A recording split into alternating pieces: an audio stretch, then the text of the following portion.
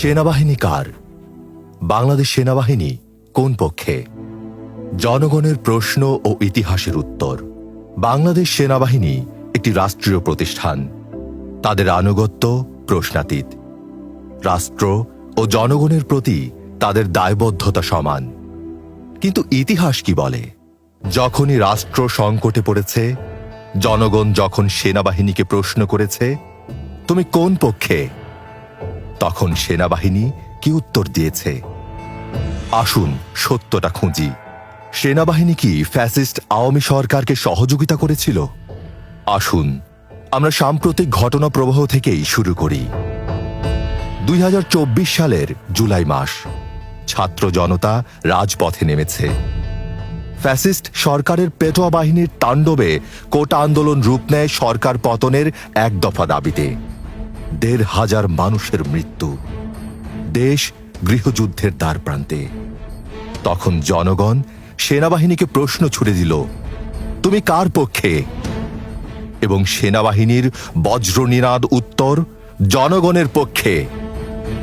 Fascist সরকার উৎখাত হল, দেশ বাঁচল।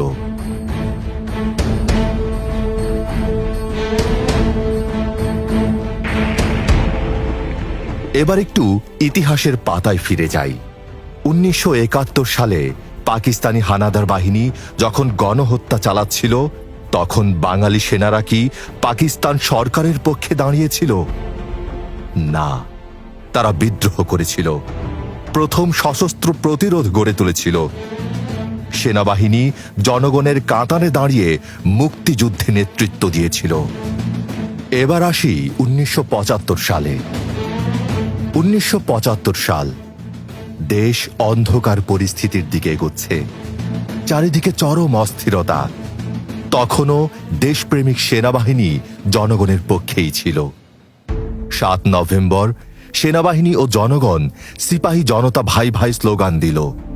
জনগণ ও সেনাবাহিনী একসাথে দেশকে স্থিতিশীল করল।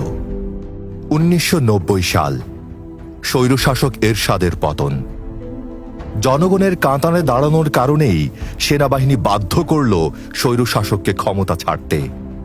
এরশাদ কারাবরণ করল।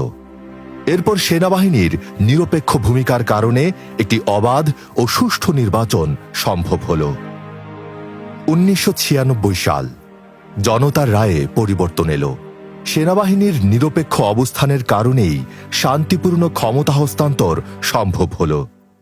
2007 সাল, সহিংস রাজনীতির অন্ধকারে দেশ যখন ডুবে যেতে বসেছিল, দেশপ্রেমিক সেনাবাহিনী আবারও দেশের দায়িত্ব নিল, দেশকে গৃহযুদ্ধ থেকে বাঁচালো। অনেকে প্রশ্ন করেন, বিগত 16 বছর ধরে সেনাবাহিনী কেন কিছু করেনি? কিন্তু রাজনীতিবিদরা কি পেরেছে জনগণকে সাথে নিয়ে সে প্রশ্ন করতে?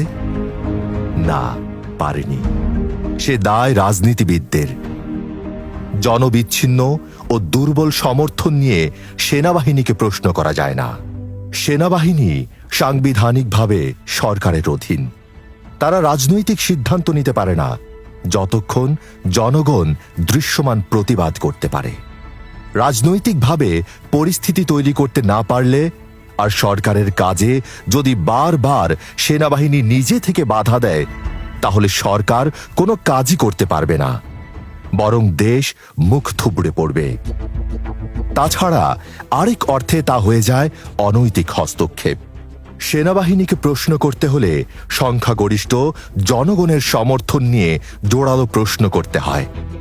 তা না হলে সে প্রশ্ন সেনাবাহিনী শুনতে পারে না। জুলাই বিপ্লবের ছাত্র জনতা বজ্র কণ্ঠে সেনাবাহিনীকে প্রশ্ন করেছিল এবং সেনাবাহিনীও বলিষ্ঠ কণ্ঠে সে উত্তর দিয়ে জনগণের পাশে দাঁড়িয়েছে। কাজেই বিগত 16 বছরের দায় রাজনীতিবিদদের, সেনাবাহিনীর নয়। দেশমাতৃকা ও জনগণের জন্য সেনাবাহিনী আছে সব সময় অবিচল ও একনিষ্ঠ। সেনাবাহিনী কখনো জনগণের বিরুদ্ধে যায়নি। ইতিহাস তা তার সাক্ষী।